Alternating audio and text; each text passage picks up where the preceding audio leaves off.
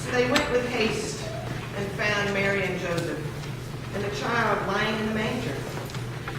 When they saw this, they made known what they had been told them about this child, and all who heard it were amazed at what the shepherds told them.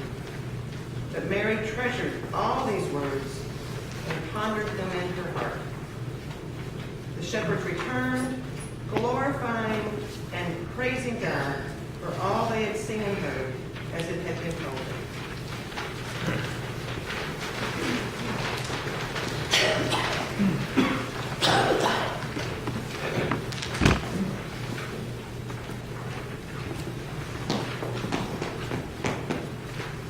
I'm going off script a little.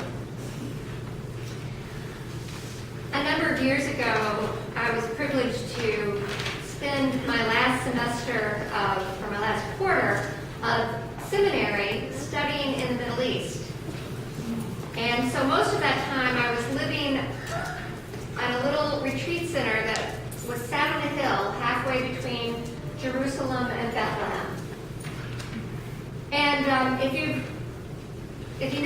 you follow the politics of the Middle East at all, Bethlehem and Jerusalem are actually very close together. But Bethlehem is in what's known as the West Bank, the Palestinian territories.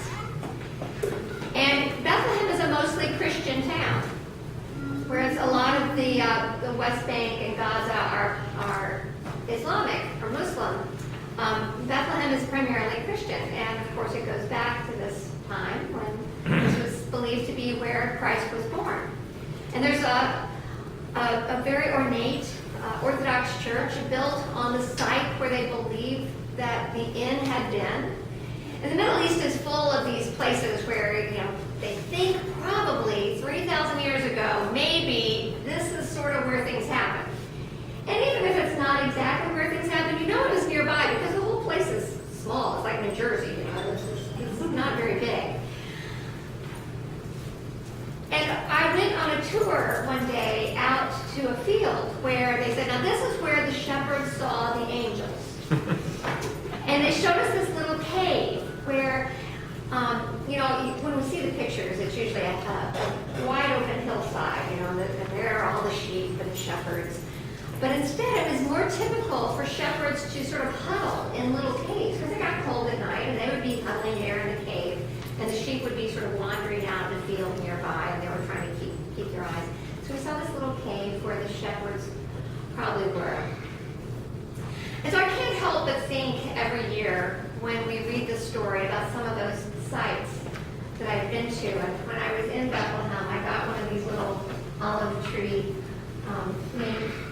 nativities, like this, very much like that one that I have in my home. And every year as I hear this story, I think, wow, this is kind of insane. This is kind of an insane story of this young pregnant girl getting on a donkey with the guy that she's engaged to, who isn't really the father of her child, and no one's really talking about that. And she has to go 9 months pregnant on this donkey ride across this hillside to this town in the middle of nowhere where they don't know anyone, and there's no place for them to stay, and they end up with the animals.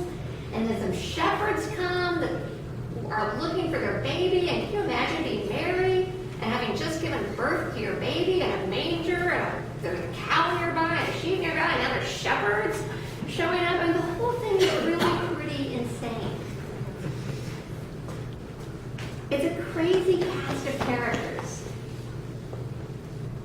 And for me, that gives me hope.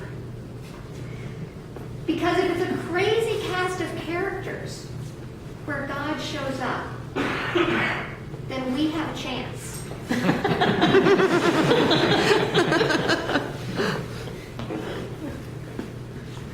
Amidst the noisy animals, actually the animals are pretty quiet tonight. But we know what it's like to live amidst the noise and the dirt and the craziness of life. And in the middle of that, this is where God says, I'm coming.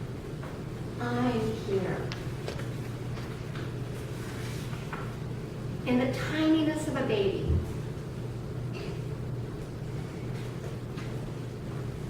And the roughness of a shepherd.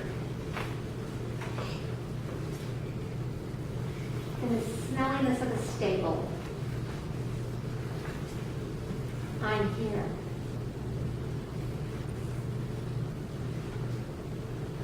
It's an insane story.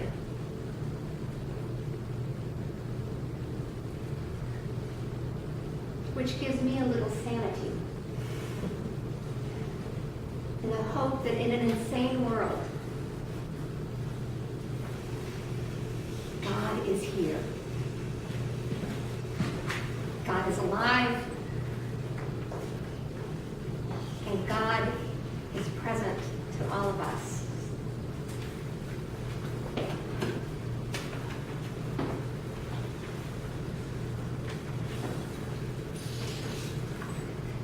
Mark.